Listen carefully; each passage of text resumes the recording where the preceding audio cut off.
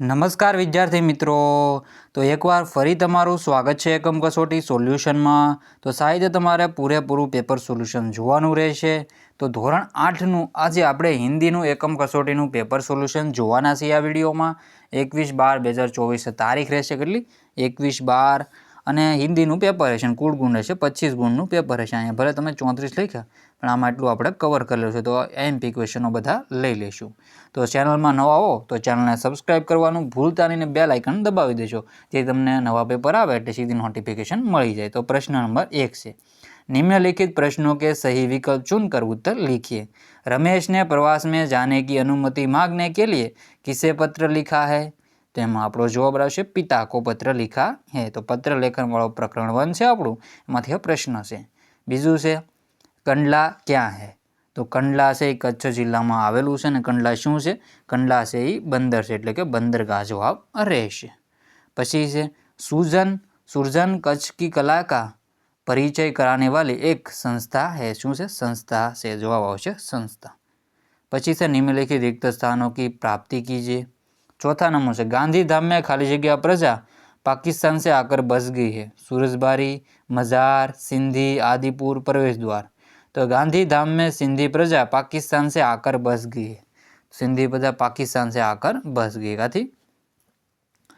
तो आमा आवशे तो सिंधी प्रजा आवशे, आमा कई सिंधी। पछी से खाली जगह से कुछ कच्छ की यात्रा पूर्ण होती है।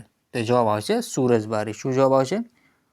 सूरजबारी से कच्छ की यात्रा पूरी होती है। तो जवाब आवशे सूरजबारी। प्रश्न नंबर 2 से निम्नलिखित प्रश्नों के उत्तर एक एक वाक्यों में लिखिए। डायरी कितने कितने दिनों की लिखी जाती है? तो डायरी प्रतिदिन, साप्ताहिक, पाक्षिक अथवा मासिक लिखी जाती है। मासिक से लिखी जाती है। आपके घर डाक देने कौन आता है? तो हमारे एक डाक देने डाकिया या कुरियर वाला आता है। कच्छ के लोगों की हस्तकला का परिचय देने वाली संस्था कौन है? सी है। तो कच्छ के लोगों को हस्तकला का परिचय देने वाली संस्था सुरजन है। कच्छ के बारे में क्या कहा जाता है? कच्छ के बारे में कहा जाता है कि कच्छ नहीं देखा तो कुछ नहीं देखा। गांधीधाम के कच्छ के गांधीधाम नगर की क्या विशेषता है? तो आ तमारो जवाब लो। पण भद्रेश्वर क्यों प्रसिद्ध है? बन्नेना जवाब साहित्य जोई लेजो। पछी से निम्नलिखित प्रश्नों के उत्तर 2-3 वाक्यों में लिखिए। कच्छ के ऐतिहासिक स्थल। तो कच्छना ऐतिहासिक स्थल, कच्छ के 3 बड़े शहर, कच्छ में स्थित धार्मिक स्थल। तेना पण जवाब तमारे सारी रीते लखी लेवाना रहेशे। कच्छ के 3 बड़े शहर, कच्छ में स्थित धार्मिक स्थल। आ तमे जवाब जोई लेजो सारी रीते, पोज करीने वांची लो। कच्छना मोटा तरण में मांडवी है। मांडवी एक अत्यंत सुंदर बंदरगाह है, प्राचीन नगर है, राजमहल, पवनचक्किया, समुद्र तट दर्शनीय है। भुज वैभवशाली नगर, भुज एनु मुख्य मथक है। अहींया एना महल आवेलुं छे, त्यां प्राग महल, हिल गार्डन, स्वामीनारायण मंदिर, हमीरसर तळाव, भुजिया पहाड़ अने मुंद्रा एक उद्योग छे, अडाणीनो उद्योग बना आवेला छे। निम्नलिखित प्रश्नों के उत्तर सविस्तार लिखिए। हम जो पत्र लिखते हैं वे दूसरों तक पूछते हैं, कौन ले जाता है? हम तक कौन पहुँचाता है? पत्र कहाँ इकट्ठे होते हैं? स्वप्रयत्न। आप अपनी पाठशाला में से किसी यात्रा पर गए हो तो उसका वर्णन अपने शब्दों में कीजिए। तो आनो जवाब तमारा साहित्य पोज करीने वांची लेवानो रहेशे। तो साहित्य जोई लो।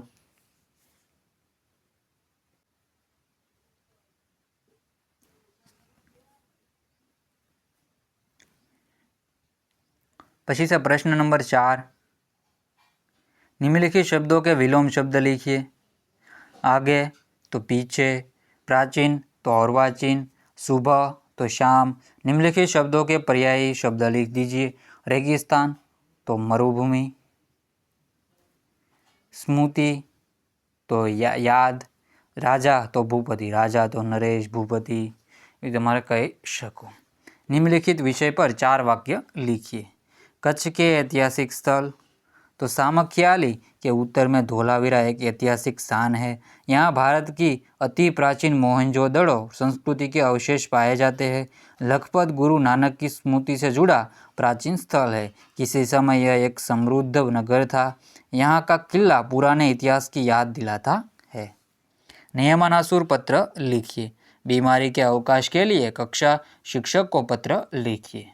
तो पत्र तमारे साहित्य लखी नाखवानुं रहेशे। तो पत्र में तमे शे रीते लखी शको आ पूरेपूरुं जोई लेजो। तो मित्रों साहित्य पूरेपूरुं जोई लेजो। तो मित्रों विडियोने एंड करीए छीए।